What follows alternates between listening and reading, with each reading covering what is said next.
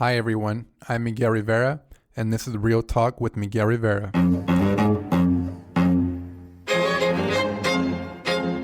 You're listening to Real Talk with Miguel Rivera, a podcast that inspires individuals to connect, build community, and pursue their passion. My name is Miguel Rivera, and I'm an educator, community advocate, and executive director of Dream Big Project. And I'm sitting down with passionate and inspiring individuals to talk about their stories, the lessons they've learned, and how they're making an impact.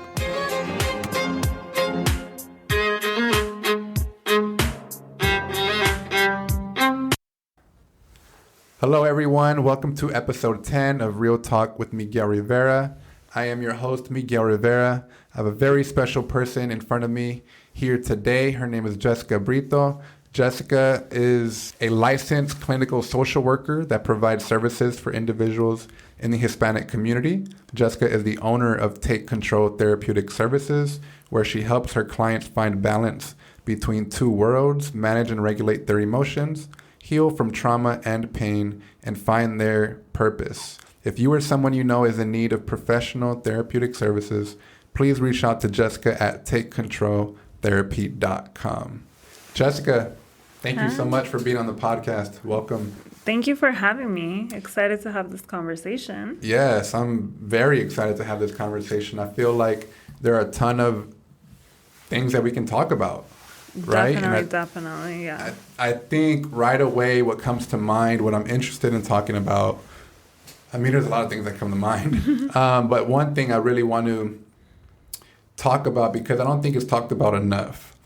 And I know that I don't talk about it enough, as much as I should at least. And I don't think, anyone does. But I really want to go into a conversation regarding disability, okay? Disability awareness is huge, very important. And building an inclusive community is very important everywhere, whether it be within a neighborhood, within a city, within a school, right? Inclusion is very, very important. Can you just share some thoughts on disability awareness, disability in general? Well, I think the world isn't really built for us, so we happen to go unnoticed quite often. That's a great point. And I think that a lot of times that kind of pushes people with disabilities to hide even more. Right. And so for me, it's always been important to work with my community, provide resources, be a resource, and really help those newly injured integrate into our community. I worked at Rancho Los Amigos National Rehabilitation Center. Right, I was an inpatient there. Yeah, so I was a mentor there. My job was completely to help newly injured patients reintegrate. I worked with all neuro at some point. So I've worked with stroke, ABI, which is brain injury, different neuro impairments that are just very different. And just helping them all get back into the community and realize that even though physically they might have changed a little, right. For some a lot, for some of us a lot. Completely.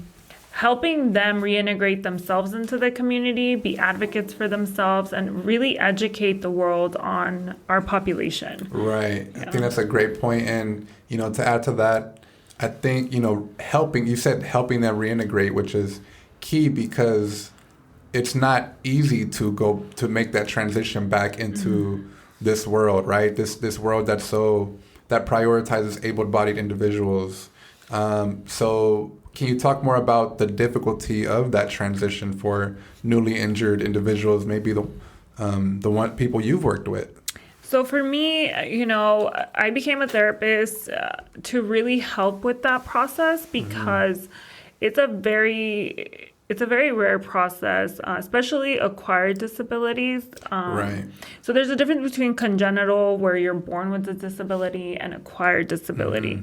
Both have a hard time integrating into the community at some level. And it's because of the fact that there aren't enough people that look like us in the world, right? And for some, integrating into a community where no one looks like them, people don't realize that there's a big mourning process, grief and loss.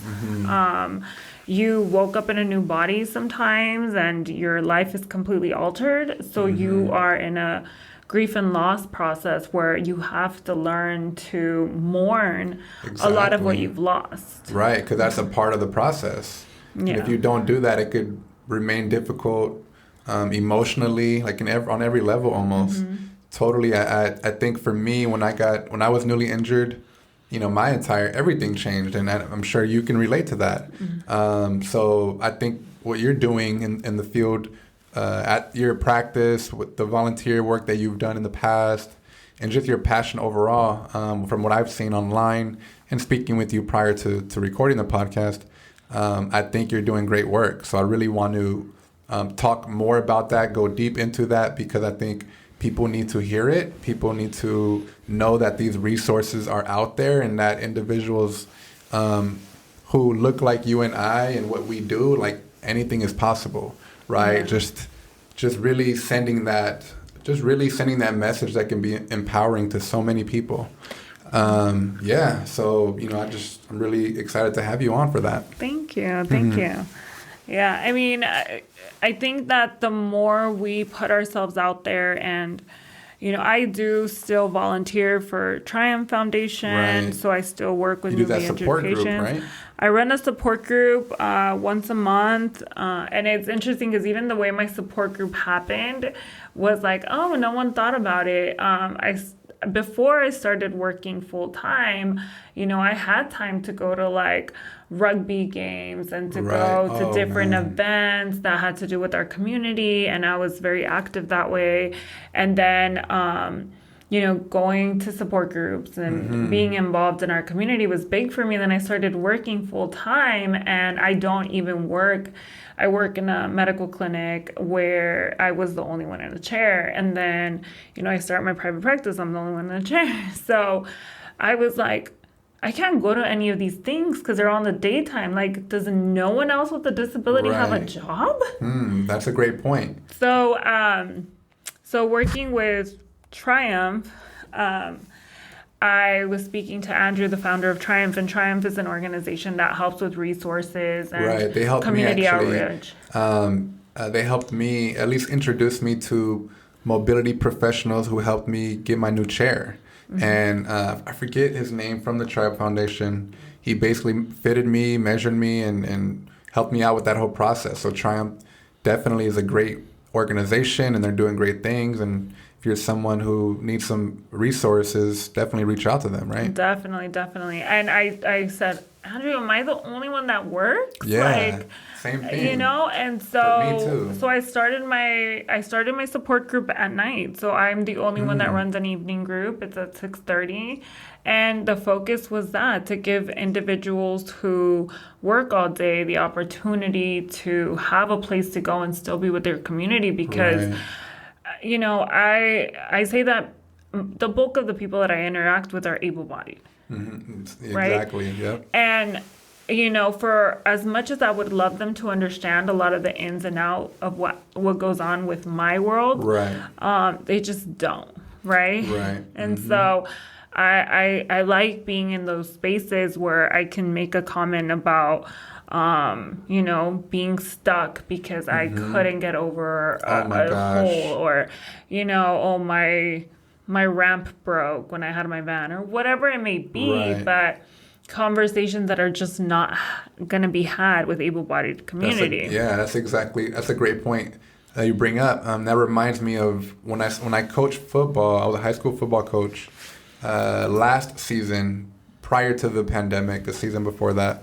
I was the only head football coach in a chair. Yeah. And so they see this big ass power chair roaming in the grass, and they're like, "Who's the head coach? Where's the coach at?"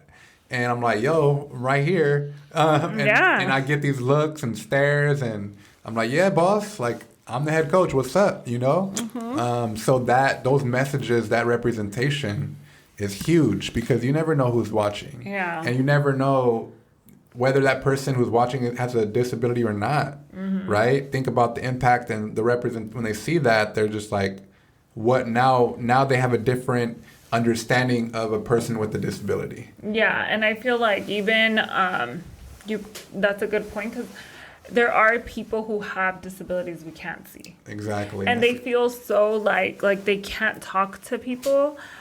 There are people with spinal cord injuries that end up walking, right? Mm-hmm. But then they still have to cath, or they still have a lot of nerve pain. Mm-hmm. And, they start thinking like, well, I can't complain, I'm walking, Right. And same thing, no one can see their disability. And, we welcome them all the time into our community. And they're very surprised a lot on how welcoming people are. Exactly, because that's their own experience, Mm-hmm. like they have their own individual experience, and it's not okay or right to like hate on that or say that, hey, you're not this or you can't say that, Yeah. because you're walking now or whatever the situation may be, right? Like I always tell, young people or students more specifically that I work with, like, I used to go to Norwalk, like introducing myself to them, so I can relate to the experience that you have on here at the campus.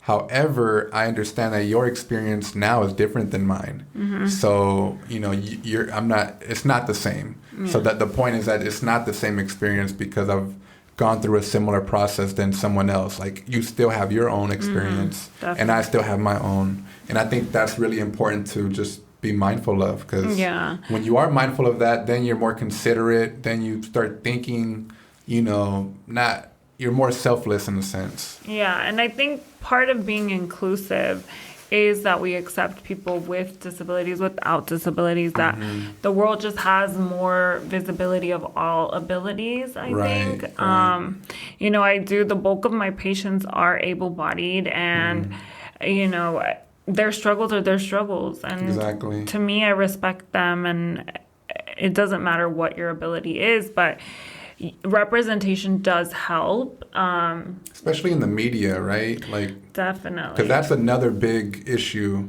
where actors are being hired to fake their disability, and they can't hire someone with an actual disability. When people with disabilities, not only as actors but within the labor force, job force, are underrepresented, and underemployed. So it's like that's one thing, but then they hire someone to pretend to have a disability. So that they're just underrepresentation everywhere, especially in the media. And I think that they're having a little bit more push. Like I bought my niece. I see that. I bought my niece a wheelchair for her dolls, and I think the more that we see ourselves on TV, in the community, the more people with disabilities believe and understand that they can achieve so much too. That's such a great point. Yeah, I think no matter what career path you take in life, your physical ability, even mental ability, should not impair you to do that. I think we adapt so well, right? We've all been to a building where we can't get to the second floor, or where we can't find a restroom, and we adapt. Yeah. We adapt to the world even when the world doesn't adapt to us. And that's so unfair, but that's our reality. And it's unfortunate, and that's why people with all these different abilities are badass. And we want to send that message, because make sure that people know that, hey, you're still you, and that's enough. Like you're powerful. And understanding that your strength is your ability to adapt. Exactly. It sucks that we have to, and I say that to anyone, because if I'm working with a patient that has a mental health issue, they have PTSD, and they're like, Jessica, I'm having a really bad day, and it's your reality, and I'm going to help you get through the fact that this is the reality, Right. And really just adapting to what's going on is really something that I love to help everyone get to. I love that too. And I think, we talked a little bit about graduate school earlier, social work, school counseling, why we decided to pursue those professions and those fields. And I think that's the bottom line, just wanting to help people through whatever it is they're going through. And I think for me, one of the reasons why I led to school counseling and just the helping profession was me going through what I went through and knowing that I went through that and everything is okay. Now I feel like I'm on the other side in a sense. So therefore I feel like yo, I can do anything. You know what I mean? Like, that is no longer holding me down. Those thoughts, you know, of, oh, I have a physical disability, or I'm in a wheelchair, or wheelchair user, or, you know, I can't do this or whatever. Like that, yeah, that still exists, but am I letting that hold me down? No, because I got through that process, and I would love to help other people, regardless of disability or not, you know, mental or physical or none. I want to help these young individuals in high school move forward. Yeah. Yeah. And for me, I think, you know, like I told you earlier, I love the versatility within the social work field and how much I can help. I think what happened with me was, and we talked a little bit about it too, just resiliency. I remember having my car accident and waking up paralyzed, right? Man, yeah. And they're like, "Oh, you're never gonna walk again." And I was like, "Dude, I'm alive. Like, Right, who like, I'm still cares, here." right?" And I remember having not really having a lot of low moments until, you know, you get home and Right. you got to really deal with the reality of everything.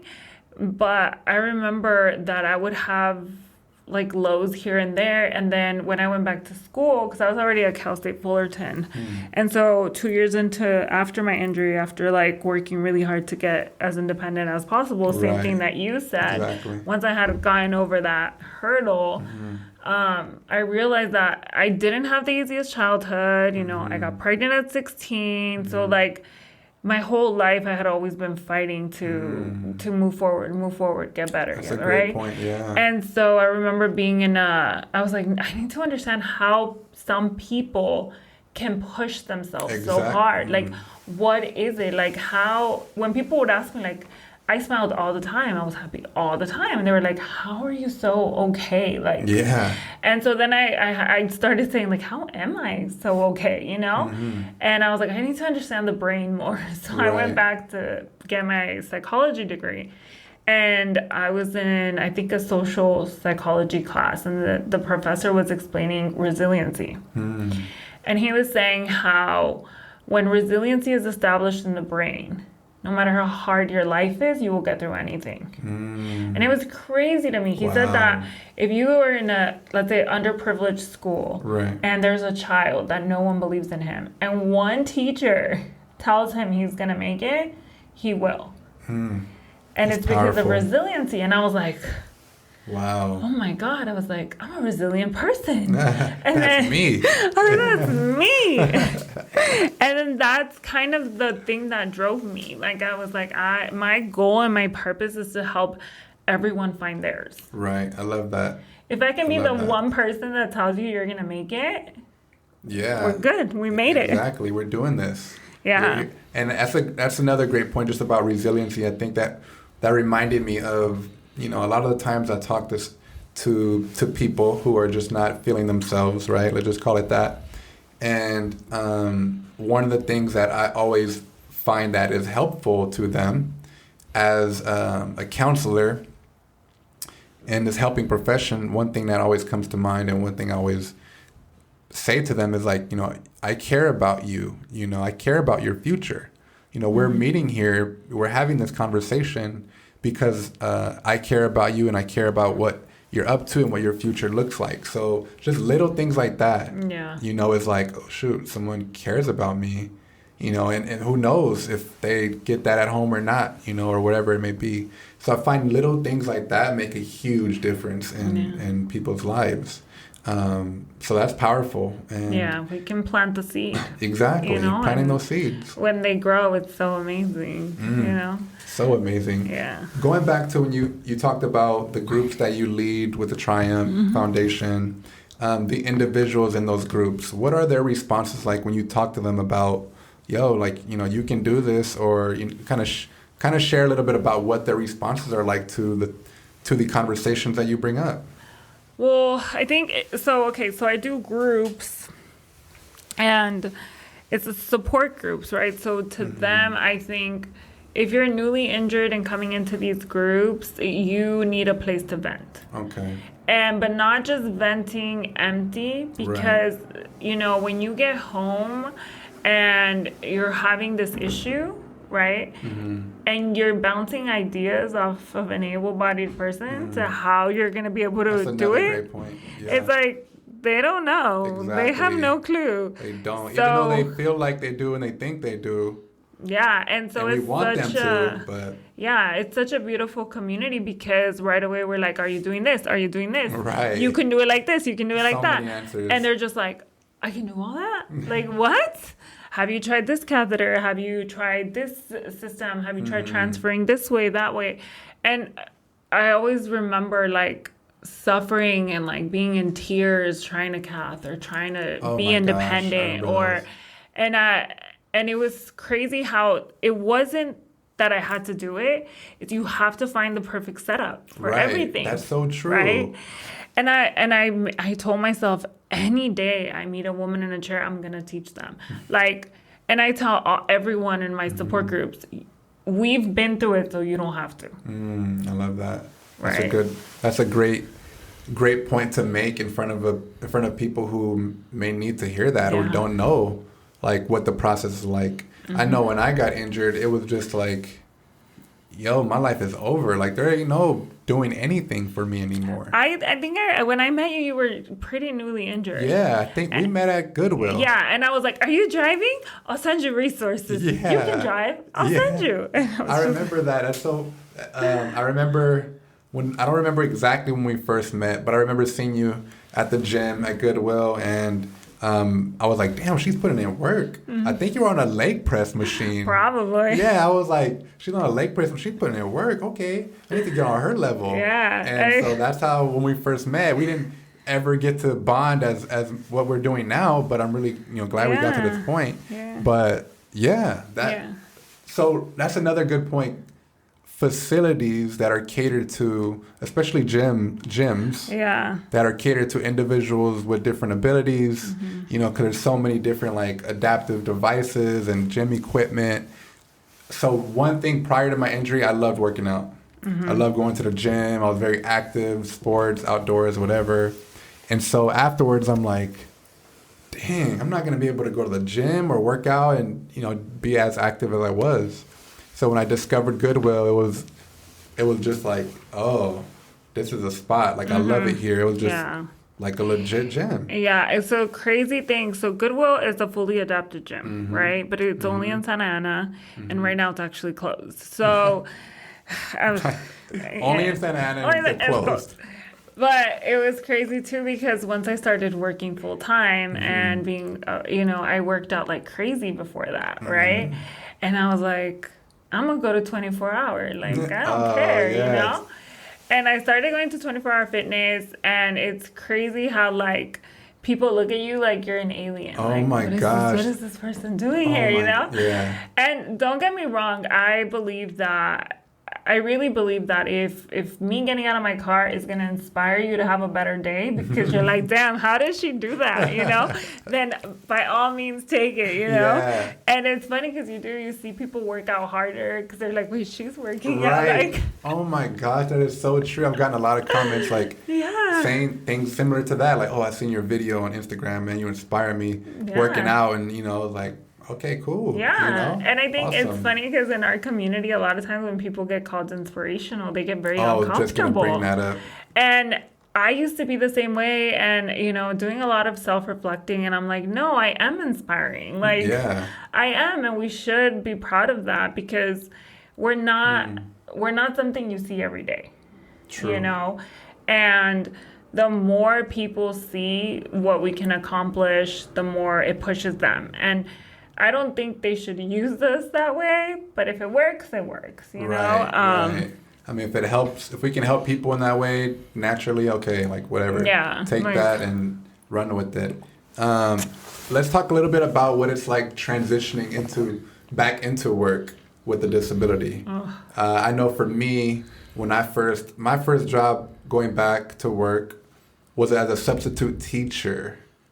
Can you imagine just throwing yourself in that? Well, the worst about that is you're going to different schools, right? Right. So you can't really create, and that's what I was saying earlier. But it's an option, though. Like, you can stick to the same school if you want. Yeah. But I mean, that would limit you too, right? Yeah. And I think that goes back to my point of I'm pretty sure you had to adapt. Oh.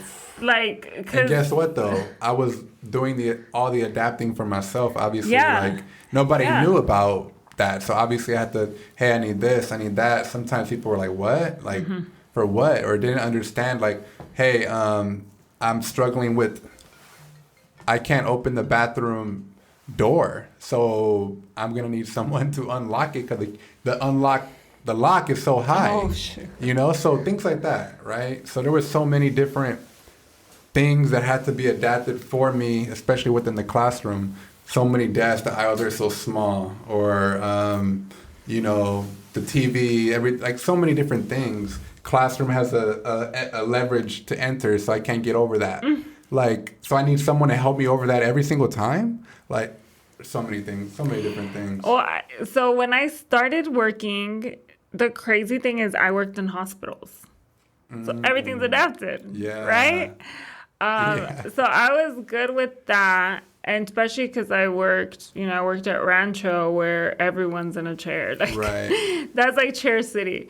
After that, when I started working, I started doing my master's program and I started interning, I said one of my internships was at Mariposa. And yeah, they had to accommodate. The weirdest thing though, job applications, I'm like the weirdest person.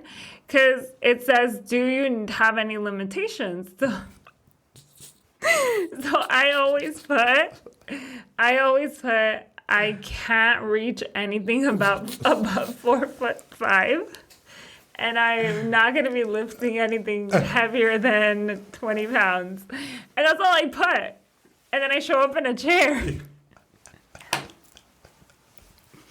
And I'm just like, well, yeah, right? Like, look at me. I can't reach anything above 5 foot. Like, I can't lift 50 pounds. I can't lift 50 pounds. Like, and then, so the thing is that you have to educate and you have to advocate for yourself because a lot of places don't know. And I'm the worst. Like, my first internship, they had keys for the doors.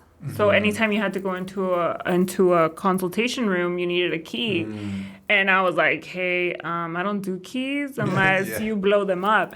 So they were like, what do you mean? And I what I do with my keys is I go get them made big. Oh, you can do that? Yeah, they're huge, my keys. What? Yeah. And I didn't know so you could enlarge a key? Yeah. So What? like the Okay. actual part that goes in it's small, but like the handle is big. Damn, I need to do that. Yeah. See, this is why you hang out with people in chairs. Why. Yeah. And so I had them adapt a key for me so I That can is get so into all the cool. rooms and I could do it independently. I need that. And then like right now. I didn't understand about like charts or case notes, right? And I was writing like I would do a group of 20 and I had to write 20 notes. And at first I used to type freely with my hands. Like I'm a one finger typer even Me as too. a quad. And so I was like, I'm fine. I've never needed dragon.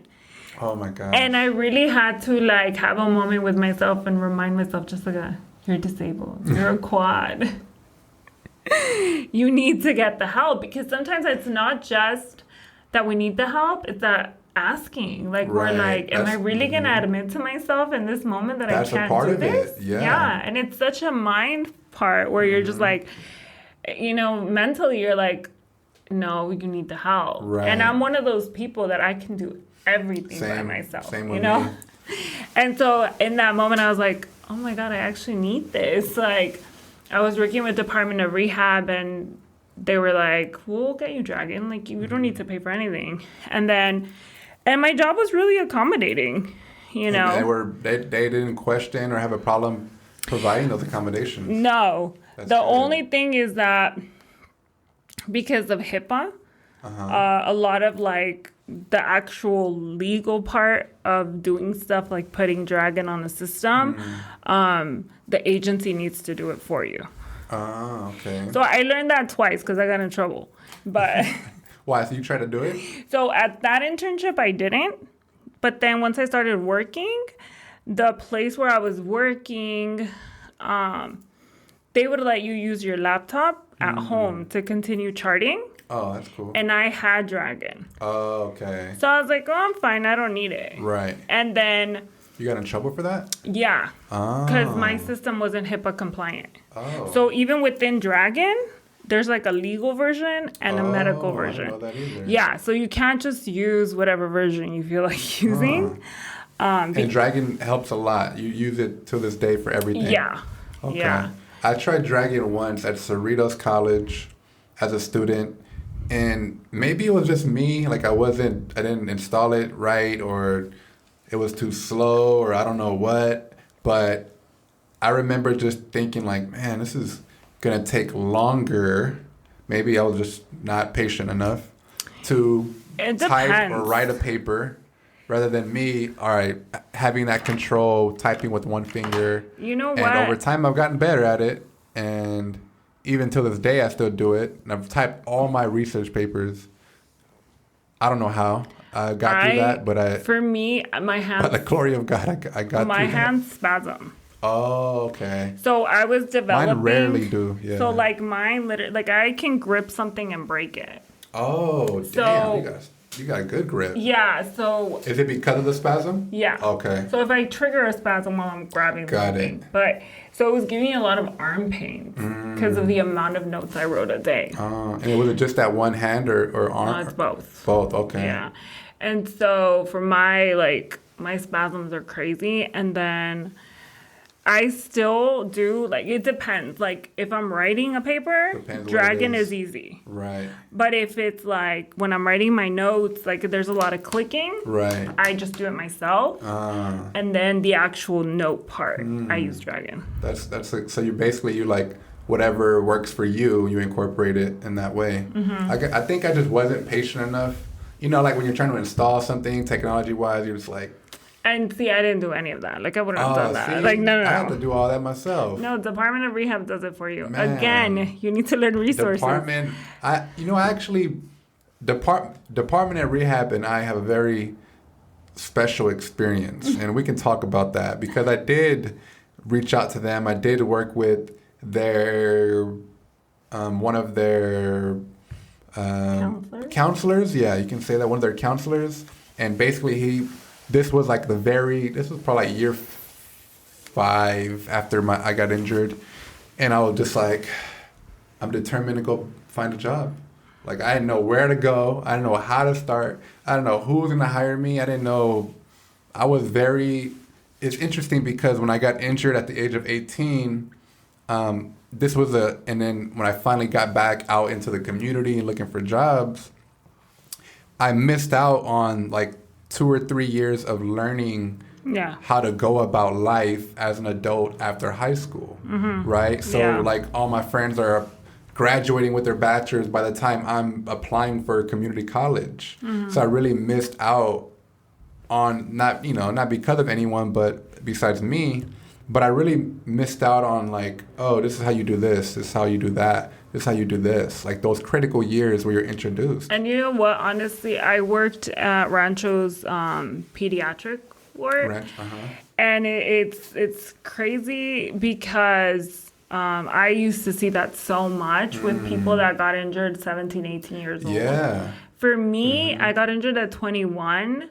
But I had a kid. I had already moved out. I moved back home. I was super independent. Like, yeah, you had a lot going on. Yeah, I was already an adult for like 20 years, basically. Right. And so, but working at Rancho, I would see the regression in newly injured patients between the ages of like 16 to like 21. Yeah. Yeah, and I think for me, that was like another obstacle to get through. Like, okay, I'm unfamiliar with these things, but I also feel like these are basic, normal things, and I should be aware of how to go about it. And I felt like I wasn't, and that was another little transition for me. I got through it, and yes, that's maybe not a big deal to some people, but for me, it was pretty scary. Yeah. And that's when I got introduced to the counselor at Department of Rehab. He worked on resumes and like, this is how you can answer to these questions during an interview, like basic things like that. And he was super helpful. At the same time, I was a little bit impatient with him. Like, Like, he thought I was just completely dumb or something. I don't know. I was just like, bro, like, I'm in a chair, but damn, my brain is fine. Yeah. You know what? Honestly. So that some got me a of little the upset. systems, okay, so some of the systems that are in place to help us succeed don't hire people that are culturally competent with our culture, right? Right. I know that when I went, the counselor that I worked with, she would go into the rehab where I was doing my rehab over at St. Jude. Cool. And, you know, they would tell me, like, Jessica, do you want to do this? Or do you want? I'm like, no, leave me alone. Like, at the beginning of my injury, I was like, I'm going to go back to work. I'm going to do all that when I can walk again, you know, or when I can do this again. Right. And then as you start getting to your injury, you're like, well, let me work while I try to walk so that, like, by the time I'm walking, I have school done. Exactly. And then, so then she had already talked to the therapist there, and they were like, if you're going to work with Jessica, Jessica runs the show. Like... Don't play. Don't. And she was, oh my God. She was like, but you're bilingual. And I'm like, yeah. You could be a translator at a hospital or at a court. They make such good money. We'd get you working really fast. And I'm like, girl, who told you I wanted to do that though? So you really have to advocate for yourself because they're going to try to take you their path. Right, yeah, exactly. And you're like, no, come back. And so she learned to work with me. You're going to learn today. Yeah, and same thing, like, so a lot of the community, county programs or federal programs, you need keywords. Right. You need the right... Make sure you said this and not this, okay? It is not something you would like to have. It's something you need or you'll die. Exactly. Add the words you'll die. And then everyone goes, oh, yeah, she really needs it.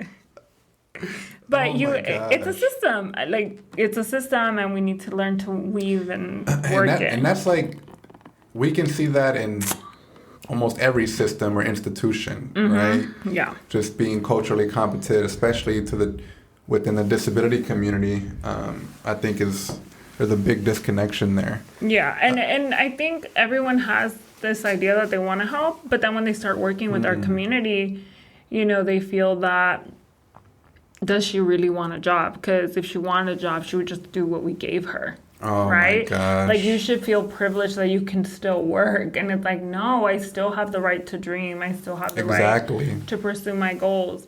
And who I had a really hard time with, and I basically, like, went off a little, was after I got my master's. I got my master's from USC. Nice. Right? The amount of debt I was in was ridiculous. Oh, my gosh. Don't even talk about that right now. And then when you're disabled and you want to start working again, you really have to outweigh your pros and cons. Like, with my bachelor's, I couldn't make enough to let go of Social Security and to let go of my Medi-Cal. And my gosh. And so when you're disabled, you really have to pay attention to all of those things. Yeah. Right? And so... Extremely, yeah. So I remember getting my master's, and they had a person at Department of Rehab. My counselor sent me to her, and it's so funny because I start working with this lady, and she's telling me that I have to take jobs that are like $16 an hour, and I'm like, girl, I can't afford that. Like, are you gonna substitute in-home supportive services? Like, you're not. So I was like, I didn't get a master's to make $16 an hour. Like, tripping and take those loans out. Yeah, and so then my counselor comes by. Yeah, no. My counselor comes by and she's like, how's it going? And she's like, well, I'm telling her she has to take these type of jobs. Like, social work is a very impacted profession, and which, go on Indeed, there's 100 jobs for us. Yeah, right? There's so many. That was the point. That's why I did social work, because, like I told you, the diversity. Right, exactly. So she's like, and my counselor's like, my old counselor's like, what do you mean? Davita's hiring. She could work at Davita. She could work here. She could work there. And then the lady's looking at her like, what? And then my counselor's like, Jessica can work anywhere. just listen to Jessica. Right, And I was exactly. like, you see, she learned. You're going to learn too. Just listen. That's like, going back to what I brought up earlier, listen to the individual. Like, everybody thinks they know everything or have all the answers and wants to, project their picture or solution on the individual, but they're doing everything except asking that person. And that's a huge problem, I think, in a lot of settings, especially like within helping profession. What really bothers me with certain individuals, and the reason why I try to, anytime I meet someone with a disability, whether it's physical, mental, whatever it is, I always say, here, call me. Like, I'm not joking. Like, call me, and I mean it 100% because it's like I said, if I've already been through it, you shouldn't have to. Right. And I remember her telling me that, and I felt discouraged. And the one thing that bothered me was, I was like, if I didn't have the stubbornness or the will that I do, I would have believed her. That's a great point. And I was like, she cannot be talking to people like this. Right. That's like, so true. She can't tell someone not to dream. Yeah, because she's crushed. You're just holding people back. Yeah, so when I got hired on my job, like 2 weeks later, I emailed her and I was like, thank you so much for not helping me. No way. I said, when you work in the future with people with disabilities, just make sure to hear them out because they know what they can accomplish. And this is where I got a job. I don't need your help anymore. Calls me immediately. Oh my God. Oh, because I put on there, and I'm getting paid my asking rate. She calls me, what's up. and she goes, wait, I know that organization. How much are they paying you? And I tell her, and she goes, that's more than what I make. I'm like, well, that's not my problem. That's your problem. But it was like, she cared to that extent, so she wanted to know how much you made and compared it to her own. Yeah. Hey, that's what happens.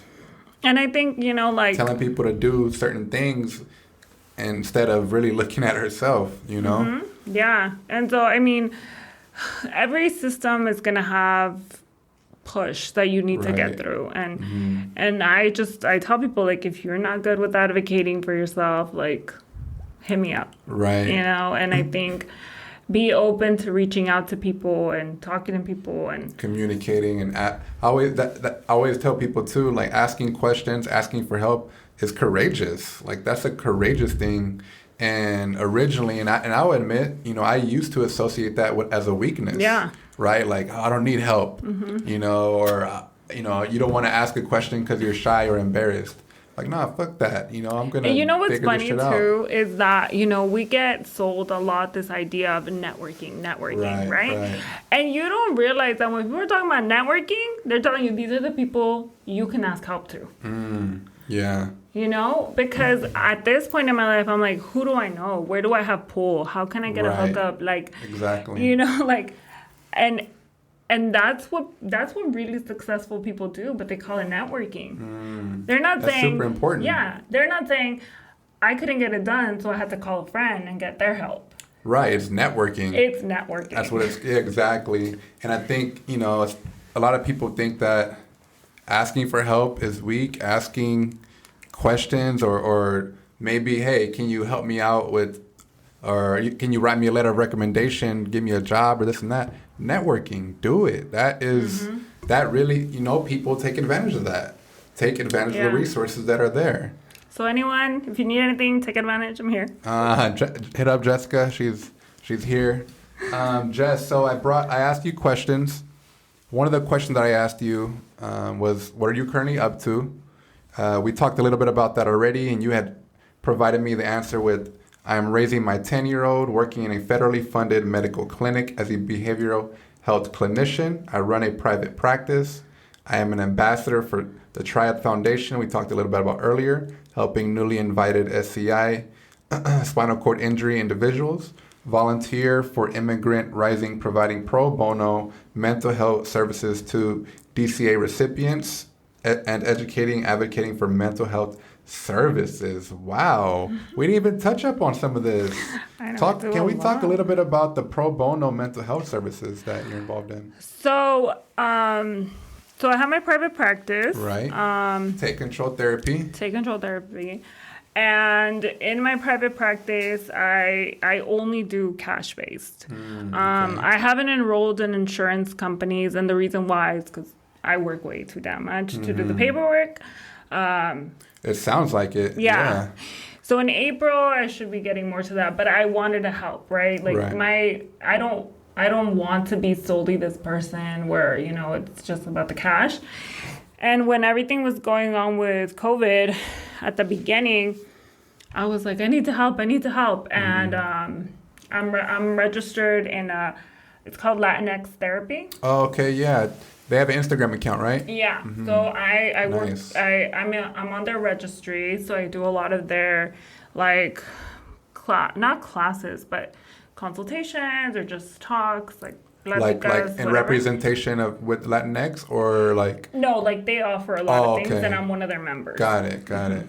And then so I linked up with another organization through them. So then that's how I met Immigrant Rising. Oh, okay.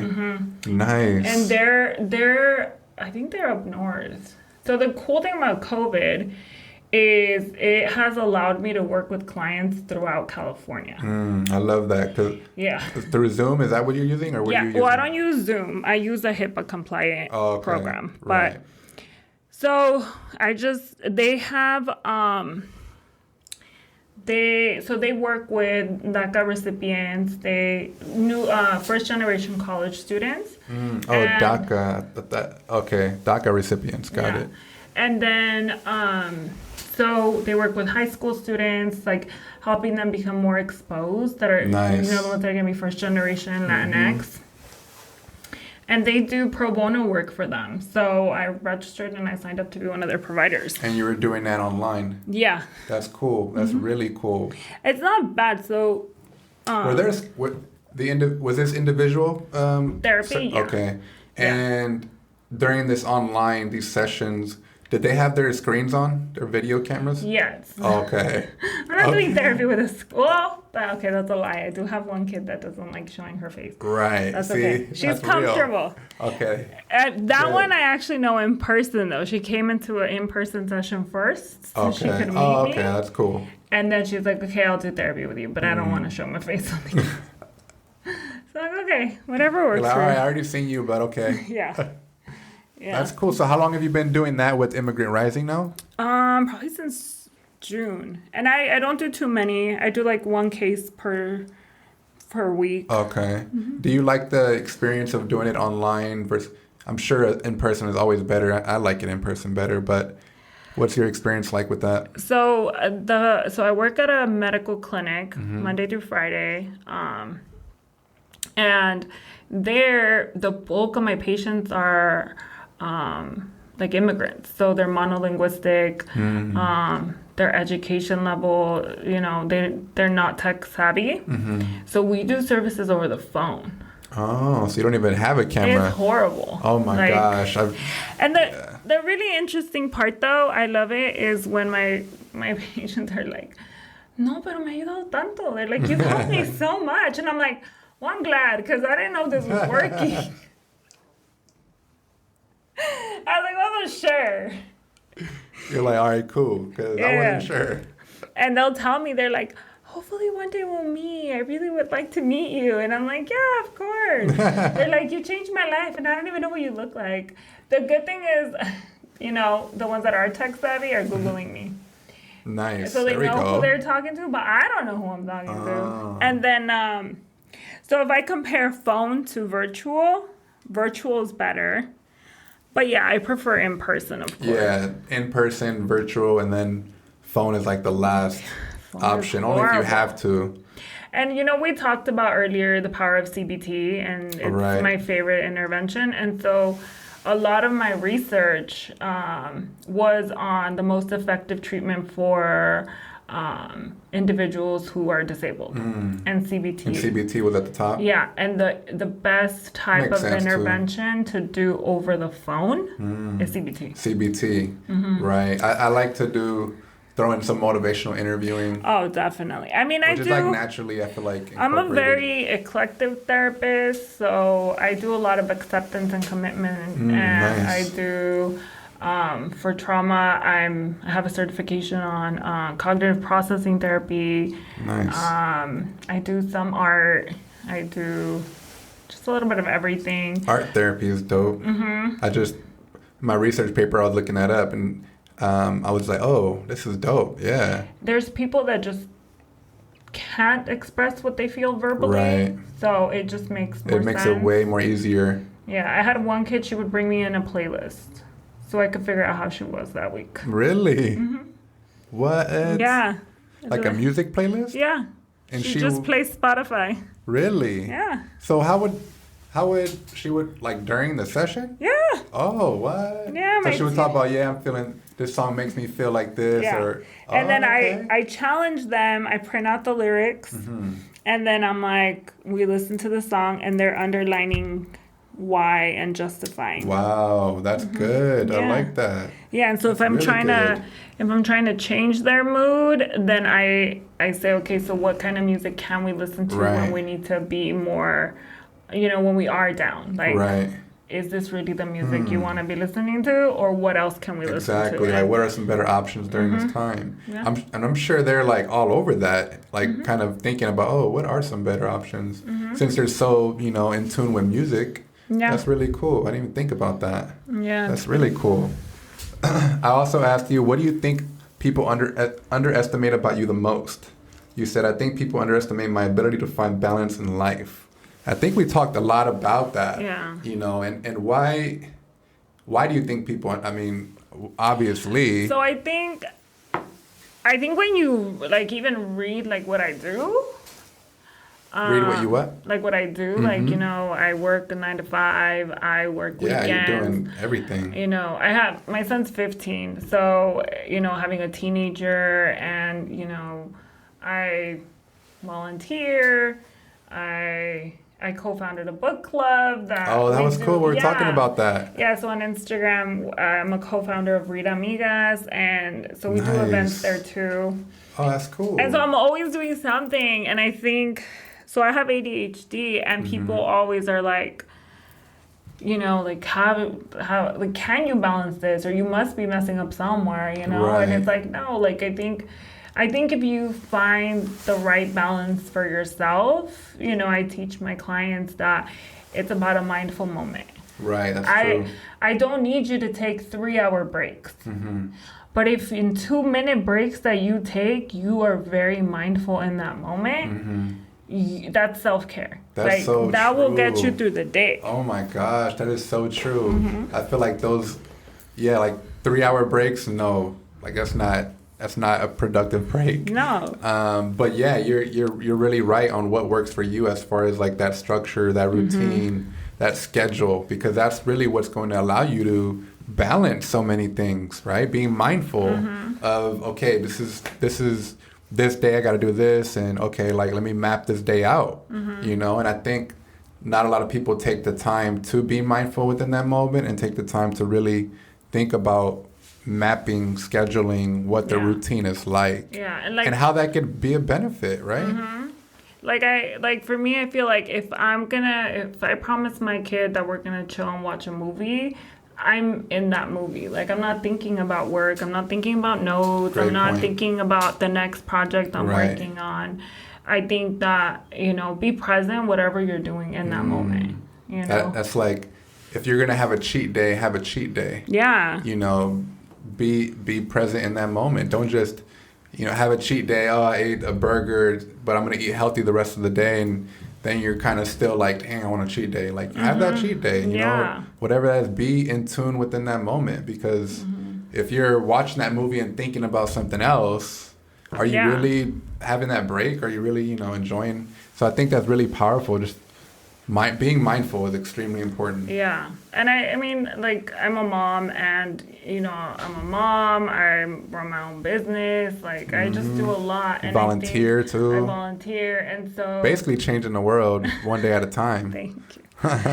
So, like, like my friends who are all moms were, even with starting our book club, it was about, if you're gonna go to brunch with your girls, like, be at brunch with your girls. Like, don't be stressing that you have to call and make sure your kid's okay. Like, that's your so kid true. will be fine. Like, exactly. And so enjoy this moment. Because you talked about self-care. Yeah. How that's a great, being mindful in the moment, taking those breaks is a great practice of self-care. Let's expand on self-care. I think self-care, especially during the pandemic, right, is a huge topic. And self-care looks different for everyone, right? There's no one way to go about it. There's not just a set of things to do. Can you talk more about maybe some self-care practices that you introduce to some clients or people in general? Yeah, definitely. So being mindful in the moment, that's always huge. It depends. So I tap into what their interests are, what they like. One thing that is a requirement for all my clients, doesn't matter who you are, a 10-minute walk daily outside. I like if you're in a wheelchair, it's a roll. Right. I do have some clients or people that I've worked with that can't roll because their streets are too... Oh, my. Not ADA? Not ADA. And I'm like, okay, but be in nature. I want you to spend 10 to 15 minutes outside, Get in the sun. Feel the cold, feel the sun, feel the wind. So it's a requirement for all of them every single day. I like that. 10 to 15 minutes. And then mindful practice, and the way I introduce it to everyone is 3 minutes. Everyone has to do 3 minutes a day of some type of mindful practice. Nice. I get everyone on YouTube. There are, of course, great apps. Like YouTube as for like research, look into this, look into that? No, for mindful practice. Oh, okay. So it's guided. And it could be anything because meditation itself is very diverse. So... Oh, yeah. A lot of great apps out there, too. Yeah. So everyone does 3 minutes a day. Mindful practice on YouTube. So those are must. Like, you cannot... Mandatory. For my therapy. And that could be for anyone, right? Just be out, do some meditation. No, and I tell everyone, like I said, like, I'm big... Because my life is so busy, when I hear people say, like, I couldn't meditate. They wanted me to do an hour. I'm like, girl, I can't do an hour either. Can you do 3 minutes? Yeah, 3 minutes, exactly. Yeah, I've had like I've had kids who they can't get them to stay in class because they have panic attacks. And I'll make it a rule. Okay, you can leave class, go to the bathroom, put your headphones in. You got 2 minutes, and then you go back, and it works. Man, really like that. And so a lot of the clients, when you assign this to them, do they do it? Do they stay on top of it, or how does? Because naturally, I have some people that fall off. Okay. And when they fall off of their meditations, it's just that the meditations they were listening to weren't working, and then I try to cater it more to them. Like, I mean, if you have ADHD, like me, you do better with progressive muscle relaxation. Right.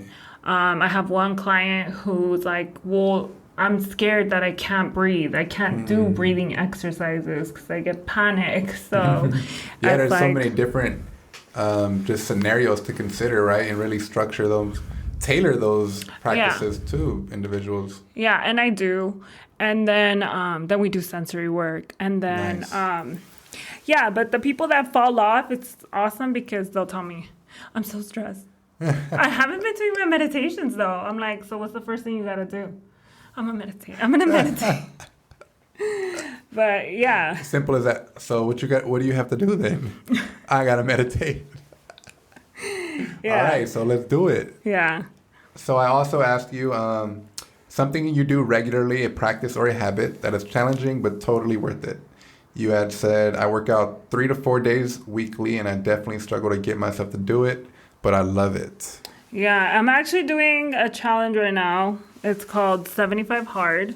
You actually 75 Hard? You do 2 workouts a day. Ooh. Each one is 45 minutes, and one has to be outside. Ooh, I want to get on that. Where can I get on that at? I'll send you the info. But it's a very structured. So for 75 days, you have to do that. You have to In a row? Yes. Oh, damn. In a row. I'm like, in a row. Yeah. So you work out, you eat healthy, you read 10 You got pages it a down, day. girl. You got it down. Yeah. 75, and so is this a program? Is this on YouTube? It's a program on Instagram, I think. So many people are doing it right now. And you said you eat healthy. What else is involved in it? You eat healthy. You pick a diet any one you want. You Okay. just don't get any cheat meals or cheat days. That's tough. We talked about enjoying that cheat day not too long ago. Now you say you can't have it. And then you do 2 workouts a day. You do 10 pages of reading, but it has to be material that educates you and helps you grow. Like it could be anything, not just like on exercise. It could be anything. Oh, okay. Like I told you, I'm reading clinical books. Right. Just to be more clinically, I don't know, woke. Yeah. And so I'm doing that right now, and it's a really good challenge. I'm on day 71. Are you serious? Yeah. Oh, damn. Good job. Yeah. Hell yeah. That's what I'm talking about. 71? Hey, let's go have a pizza right now. No. Nah, I'm just kidding. Yeah, so working out is my thing. I've realized that when I fall off the horse and I'm not working out, my mood just like... That's another, I feel that too. I drag. Because working out is also a great benefit in everything, not only physically, but mentally, right? Yeah. So I feel that like there'll be times where I'll stop and work out and I'll maybe pull up a YouTube video, spend about 20 minutes doing that. Afterwards, I'm like, good. Like I feel, So you asked about mental clarity. You asked about self-care.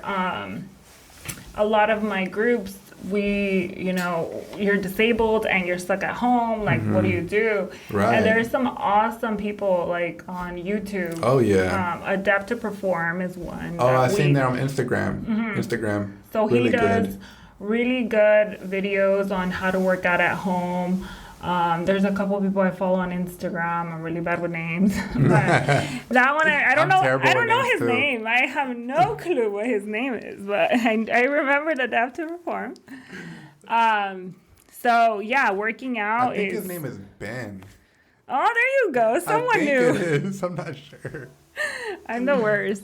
Yeah, and staying in contact with your people. I think that was big. That's big. Yeah, it is big. I feel like I'm in and out of that just because of what I'm involved in. So naturally, I stay in contact with the people that I'm involved in, whatever I'm involved in, right? And that works. But at the same time, there are some people who are close that I'm not involved in with work that I want to remain close. Yeah. So it's definitely important to just kind of check in from time to time, and that's also super important to have those social circles. Yeah, I feel like too. These social circles, they're different. They're aligned with different parts of us. Mm-hmm. That's exactly how I always put it. It's important to have those different circles, or at least be aware of what they are and what circles or friends you want to be around, right? Yeah, definitely. Because I have I have my group of friends who I always used to party with, and have that life, and then I have my groups of friends who are completely into self-empowerment and motivating. And then I have my disabled community who I always stay close to. I have my main people. Yeah. But yeah, I have different groups for different needs, Yeah, super important. I think not a lot of people understand that until much later or at all, but definitely be mindful of those different groups of people that we're around, because what's that saying? The average 5 people you're around, you end up being you become them, right? So pay attention to those people who you hang around with the most, because they do have a huge impact in our lives, right? Just our day to day. Definitely. Talk a little bit about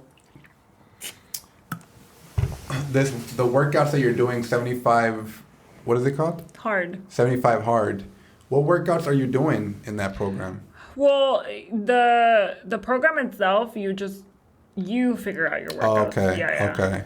Got it. And I'm like one of these people, like even when I went to 24-hour fitness, I was that person that I was like, can you find me a trainer that knows what the hell to do with me in that chair? Yeah. And they were like, oh shit, like what do we do with you? And I was like, I'm willing to pay, just find me a person, Yeah, like do your job.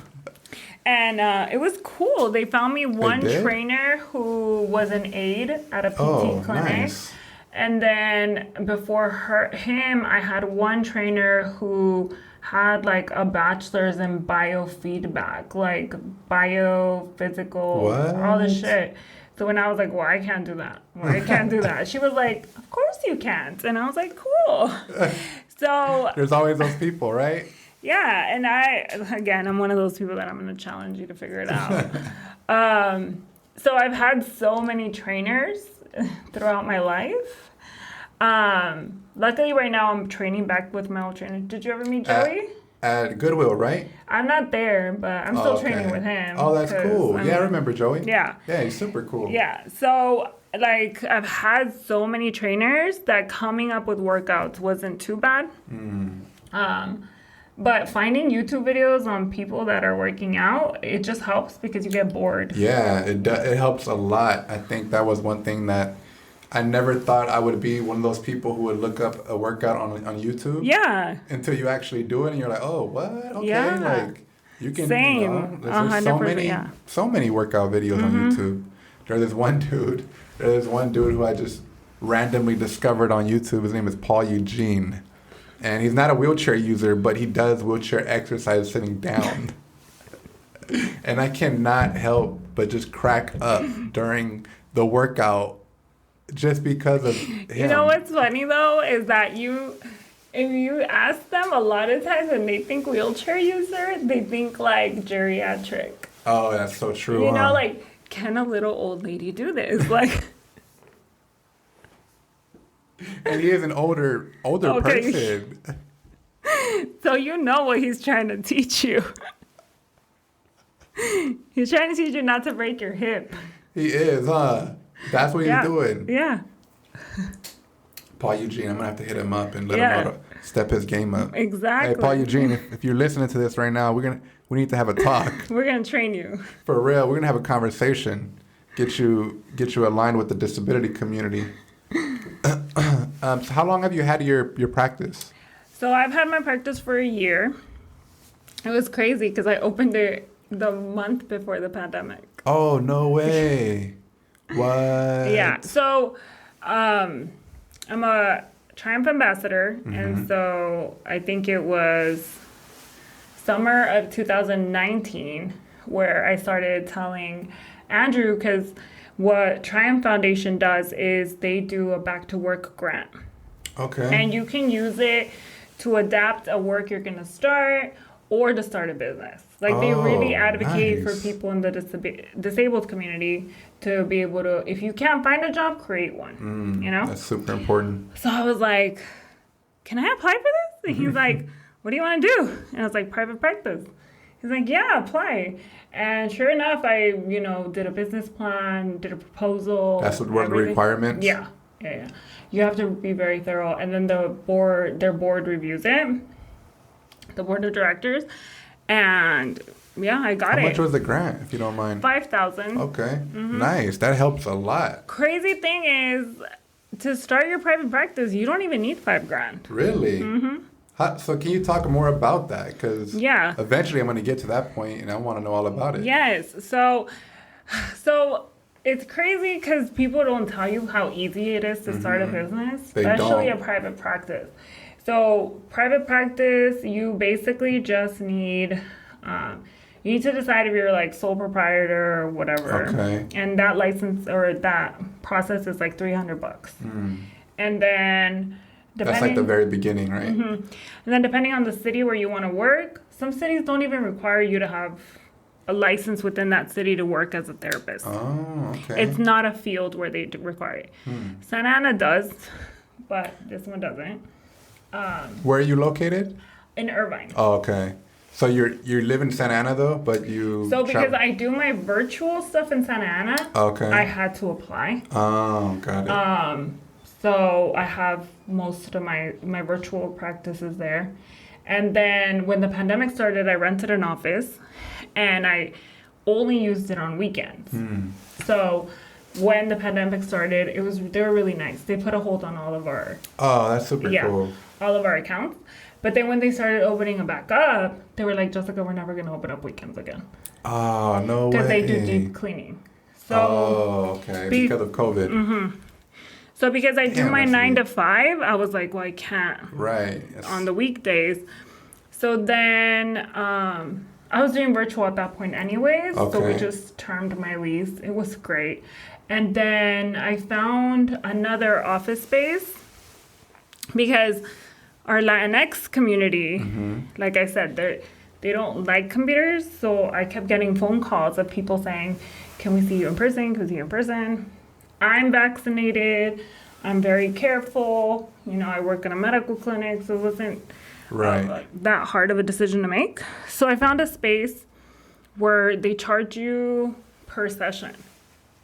So you don't have to rent like an actual office. Oh, that's cool.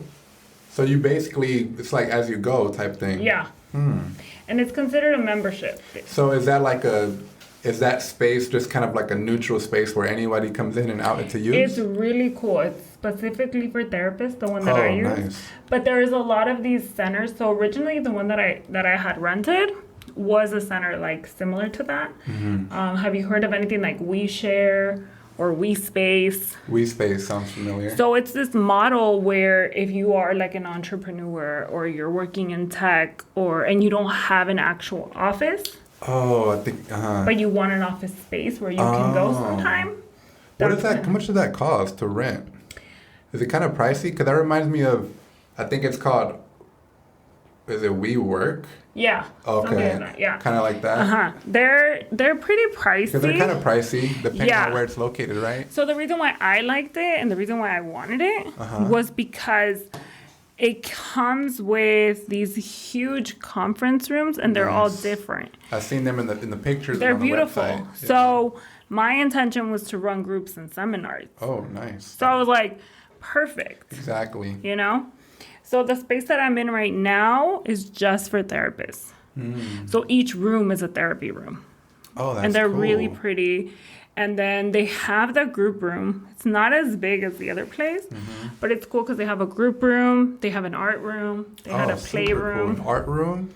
Like a play So therapy does the art room include all the equipment or that you would need? Like okay, cool. Yeah, I mean, it doesn't have a lawn to bring your own. Right. But the play therapy room is awesome. What is that like? It's like, it has a little kitchen, it has a sound tray. And you said that all the rooms are tailored to therapists, so it's almost like perfect in a sense. Yeah. Do you go to the same location every time for your... Yeah. Okay. Yeah. And so you're doing that right now, or is it all virtual?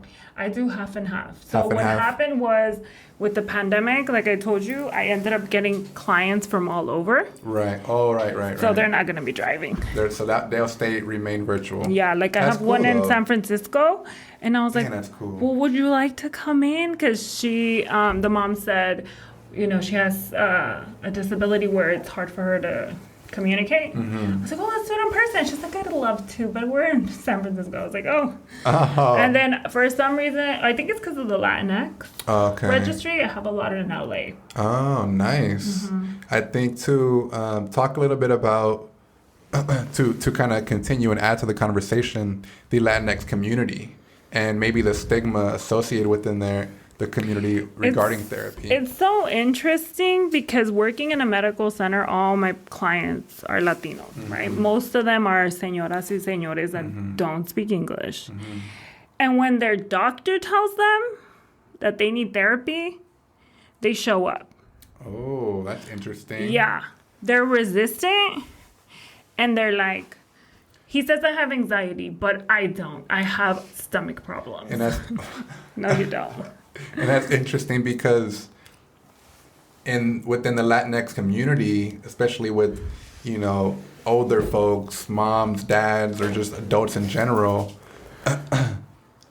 doctors are, you know everything, right? And whatever the doctor says, it's like, oh, that's what it is. So, but when you have a conversation with someone who's not a doctor and they may say the same thing as a doctor. They say, no estoy loco. Exactly. I'm not crazy. And you know what's funny though? Our community has such a weird understanding of mental health. You know, like they understand not to stress so much or you get sick. They get that. They go. Basic. Yeah, they're like, if someone's pregnant, they're always like, oh, don't stress her out. Oh, don't bother her. That's like, true. They Great understand that the stress levels can hurt you. That's true. Right? They come in and they're like, I don't know what's wrong with me. I think I just have a lot inside and I gotta get it out. Like they understand, but they don't. Right. They don't realize how much they actually know. Right. Exactly. I think.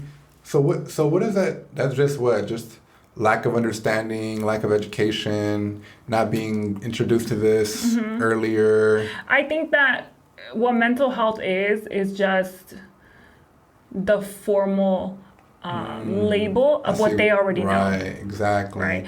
Like if you are looking at the DSM. Right. Right. They have a cultural competency, a cultural competency section for nervios. They all have nervios. That's true. But it's not anxiety. But it's not because it's not anxiety, it's because they don't have the language. Oh, that's another actually very important point. The language. And that's probably the biggest barrier when it comes to really getting aligned with mental health and everything associated with that. Even in general, like within education, right? For like English language learner students who are struggling. Oh man, it just made me think about the pandemic, virtual learning, how we weren't able to accommodate any students who had previous accommodations, which really was frustrating to me. I know. Because I was in there as an intern, like, you know, you have people with learning disabilities, you have people who need this, who need that, and none of it is can be provided, which was like and outrageous. Not just that, like I get the moms, you know, and they call and they're like, I'm such a failure as a mom because I can't help them. And I'm like, you're not a teacher. Right. Like, yeah, it's not exactly. That's, see. Yeah. So a lot, to continue off of that, one thing that the conversation within schools is like, what is it going to be like when we go back, right? Like mental health related with students. You know, a lot of students online are talking about like, I hate this and are not doing any work. And this is like across the board of education. Yeah. Like the F rate is at all-time high. You know, school districts are considering like no grades, which is cool because there's much more. I was like, let's just cancel 1 year and start everyone at where they would have been a year ago. My child was a straight A student and he's failing. And I'm just like, if he's struggling and he's a straight A student, what's happening to a child that was already struggling? Exactly. You know, and as a mom, sometimes I'm like, just don't do it. Take a break. You know, or like I tell him, like, play your guitar. Just go play your guitar. Like, I'm lucky that I can guide him. Right. But You're educated enough to be aware of that. But other moms are like, you know, struggling because the kids need self-care. Right. Yeah. And they've never needed to learn self-care. That's actually an important point. How have you introduced self-care to your son, if you have? To him, so he hates working out, but I force him sometimes. Nice. You know, so he will have his issues and, you know, he'll stop playing video games. And I'm like, no, play video games. I'm like the only mom saying play video games. Don't play video games. And it's because it's the only space cool. he has where he's talking to all his friends. So like for me, if I see that he's on his phone and he's not playing with his friends online, then that's a red flag. Right, you recognize that. Yeah. And then, you know, if he's not playing his instrument, he does a lot with instruments. He's big on guitars. That's cool. Yeah. So if he's not on his guitar, then I'm like, hey, have you learned any new songs? Do you want to play something? You know? And just things like that because, and I've told them, like, school is not your passion. I get it. It's what we all need to do because legally you have to. Right. I tell him, but your passion is music. So don't forget that because then he starts feeling like I have no passion because I hate school. Right, exactly. And I'm like, everyone hates school. That's normal. That's okay. That's normal. Yeah. I'm like, but, you know, just make time for your music, make time for your guitar. And that's super important because I feel like kids they feel like school and high school especially, like this is everything to them. They know nothing more than what it's like after that. And if anything, when they think about that, they're scared. At least what I get from that, from students. And it's unfortunate because, and then you have, schools trying to just, okay, everything's the same, but we're just doing it online now. You're going to get all this work still, regardless if you don't have your accommodations or whatever it is, right? So it's really all over the place, and it's a big mess. I say let's give everyone a year off. I'm down with that. I wish the grad school would have did that too. Grad school's not doing that. Let's get it over with for graduate school. Let's get it over with. But yeah, no, I think for kids,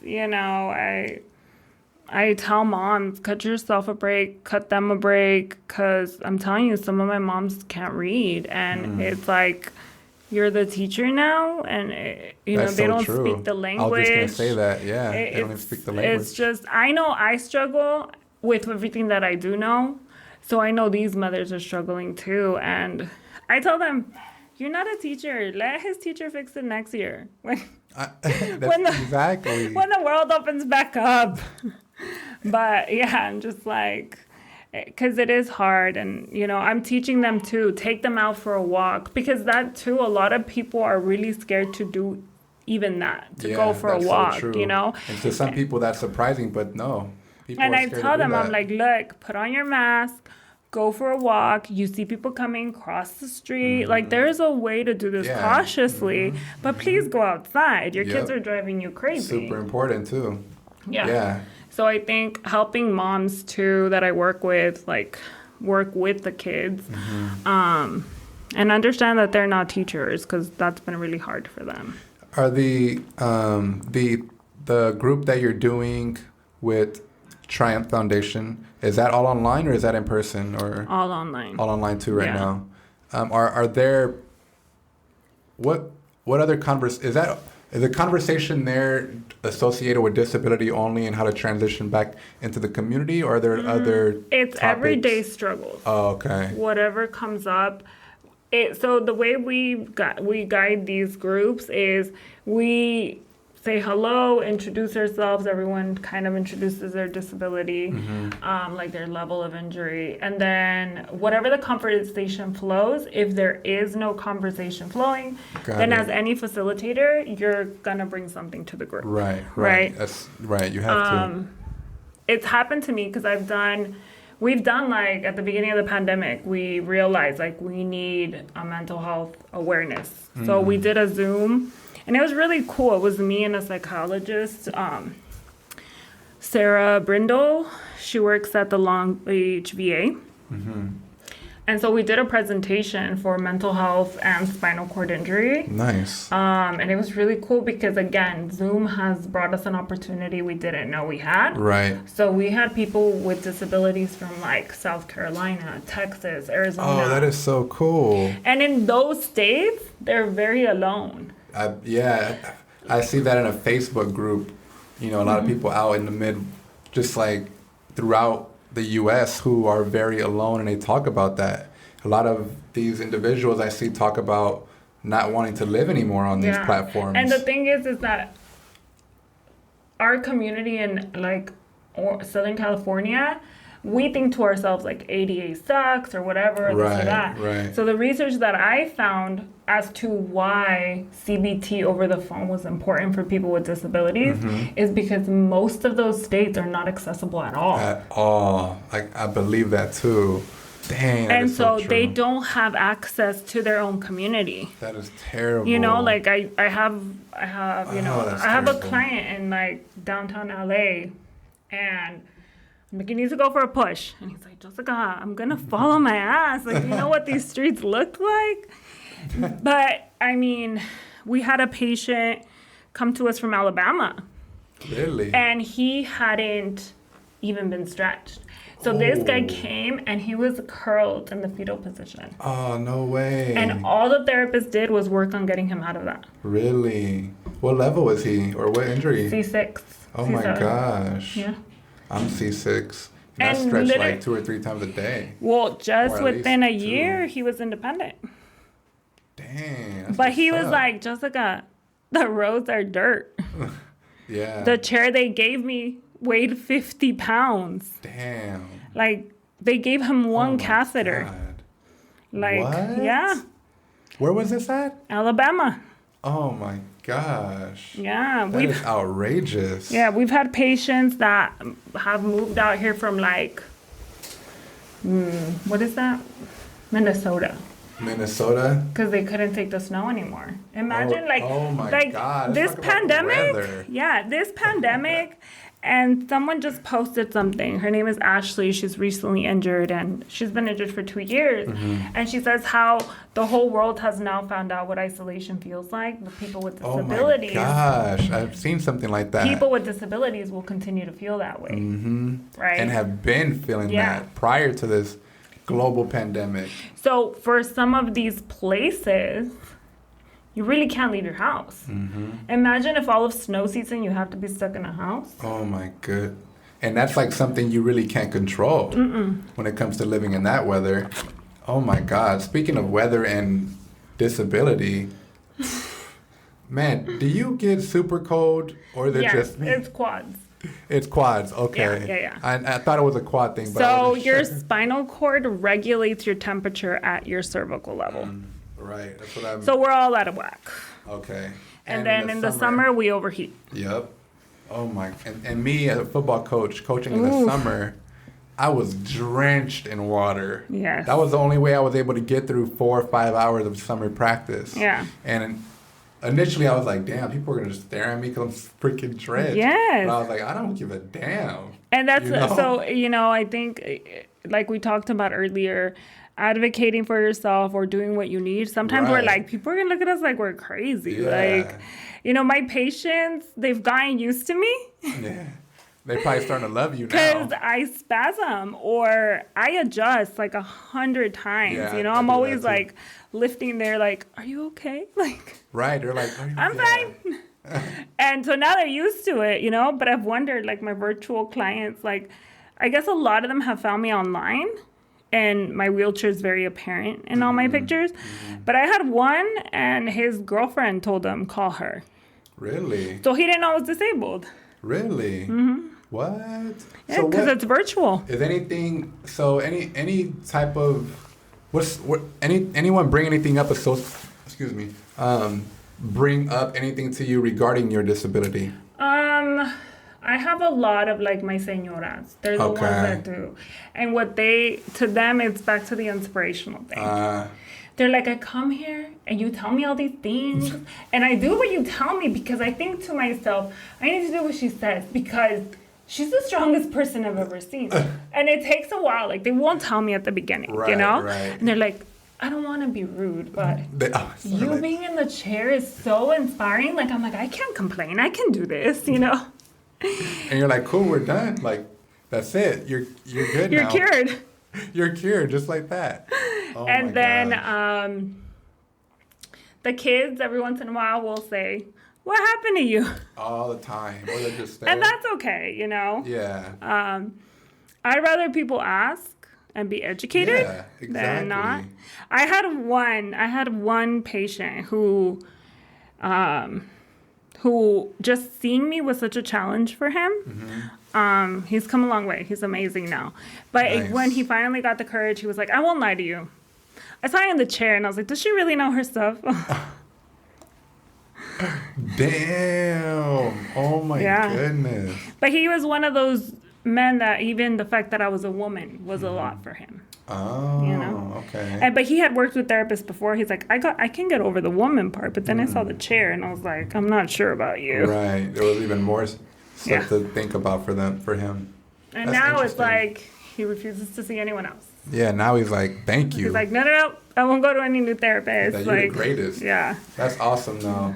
That's really cool how you're able just to connect with so many people, especially now with the pandemic in different states, right? And I don't do therapy in different states, though. Oh, because you Let's can't, clarify right? that. I can't do that. Yeah, you can't do Legally, that. I can't do that. But you do your But support groups, you support can. groups with Triumph throughout different states. Because that's not considered Right, it's like clinical. non-clinical. It's non-clinical, So, so Triumph is nationwide, Is that how they become aware of? It's not. So to like get their grants and a lot of their stuff, you have to be a California resident. And it's crazy because Andrew is looking at expanding because we're realizing that other states just do not have resources. Right. Sounds like it a lot. And we've been able to see it more with the pandemic. With the pandemic. So those individuals who are outside of California found triumph in this resource with the support group online because they were following their account online or you or someone. That's really cool. Social media, internet really making it happen for people who don't have those resources or that access, right? Let's talk about last thing that I wanted to talk about before we transition to something else. Accessibility. ADA, right? Disability and what this looks like, right? We talked a little bit about that. Our own examples. For me, one of them was maybe not having access to the classroom that I'm supposed to be substitute teaching in. Another one for me, I remember this.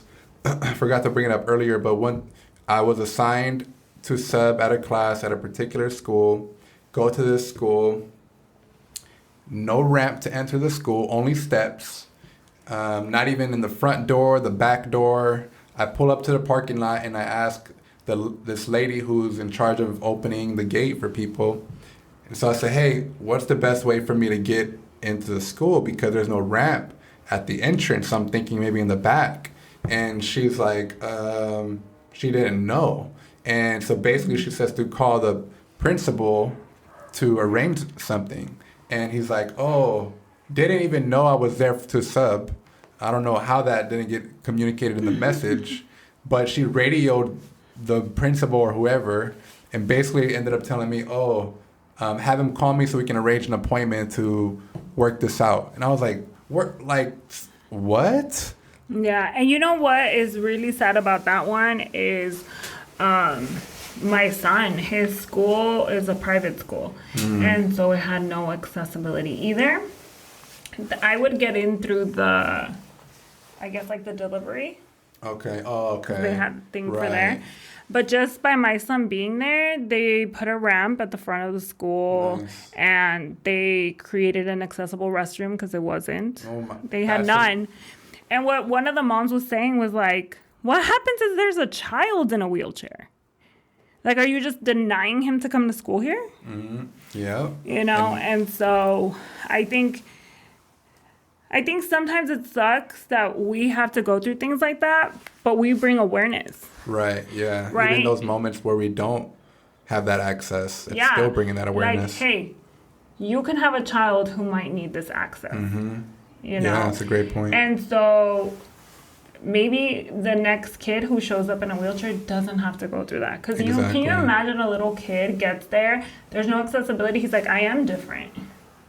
Straight up. Like, I am different. There is something wrong with me. Like, and that's the thing that people don't get about accessibility. It sends a message.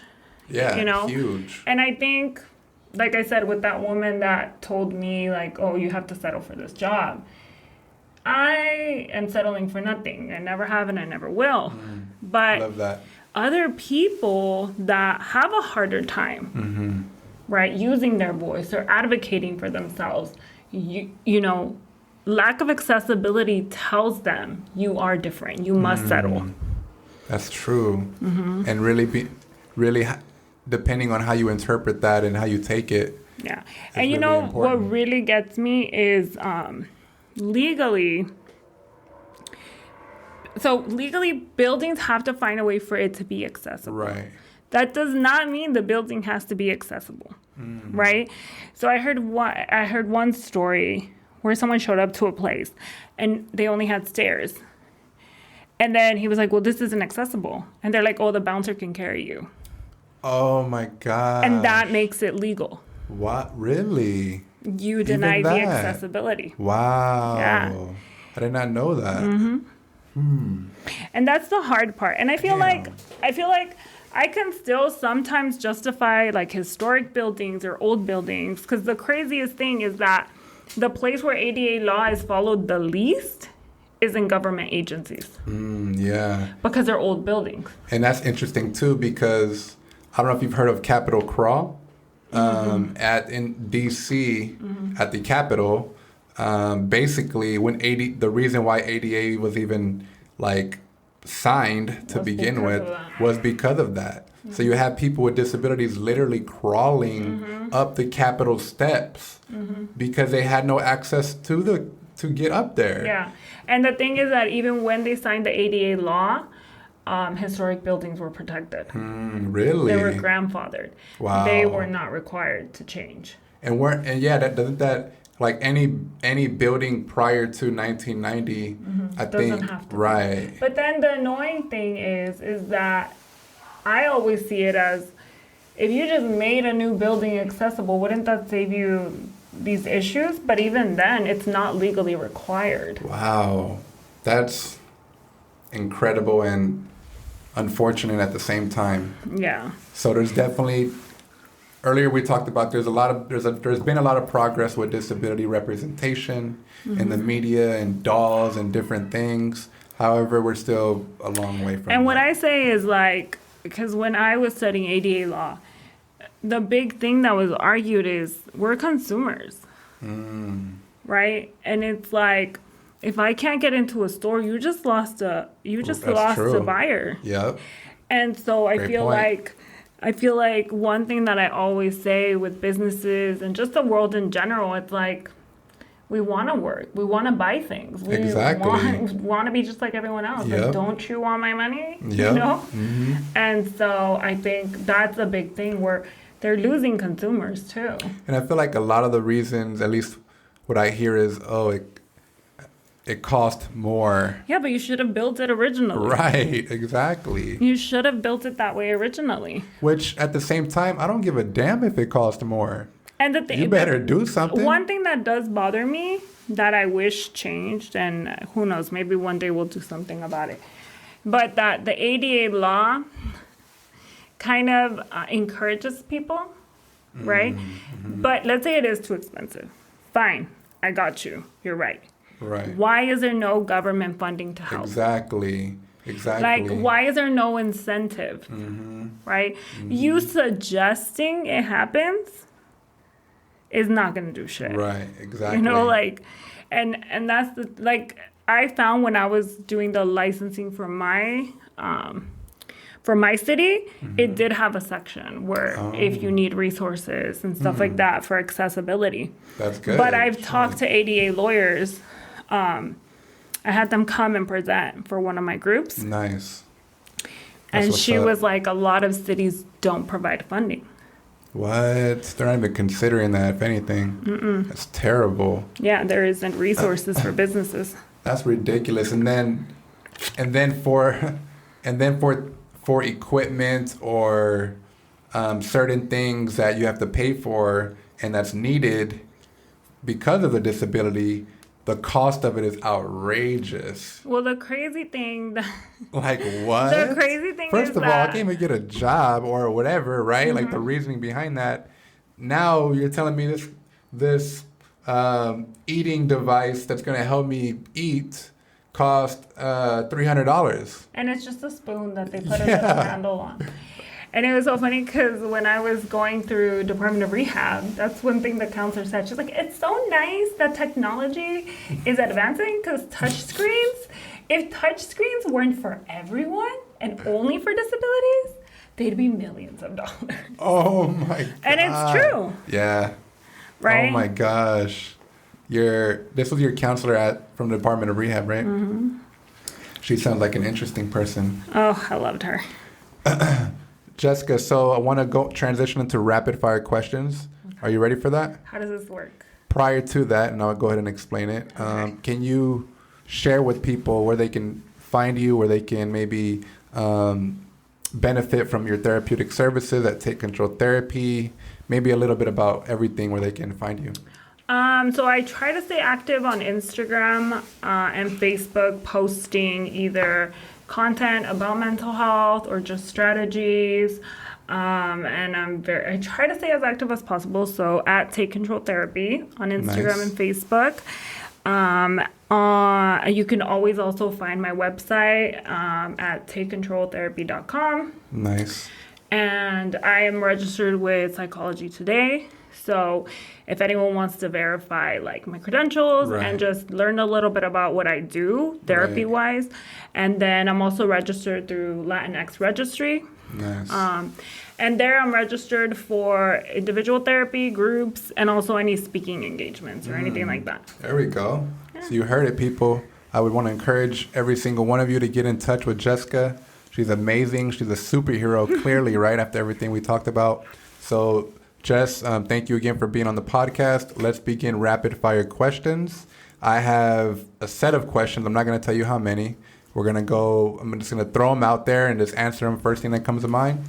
Answer that, and then, boom, we're good. Okay. Ready? Yep. No pressure. Don't worry. No. All right, first question. The last TV show you binged and loved? Shit. I don't even... Or a movie? I don't even want... I think The Flash. The Flash. Oh, nice. What is your favorite meal? Pizza. Ooh, I love pizza. What was your first job? Cleaning offices. Cleaning offices, okay. What job would you be absolutely terrible at? Accounting. Anything with numbers. When you're not working, how do you like to spend your time? On Instagram. And you work a lot on Instagram? Nice. And that's probably working too, I bet a little bit. A lot, yeah, sometimes. Last question. Tell me one thing you are grateful for. Life. Life. I love it. Got to be grateful for life. Jess, thank you again for being on the podcast. Appreciate you being on here, sharing your knowledge and all the resources that, you are the resource, right? Like you had said earlier. So appreciate you being on the podcast. Thank you again. Looking forward to having you back on in the future. Well, thank you for having me. Super excited to be able to share so much. And if anyone needs anything, reach out. Amen. Amen. Have a good day. Have a good night, y'all.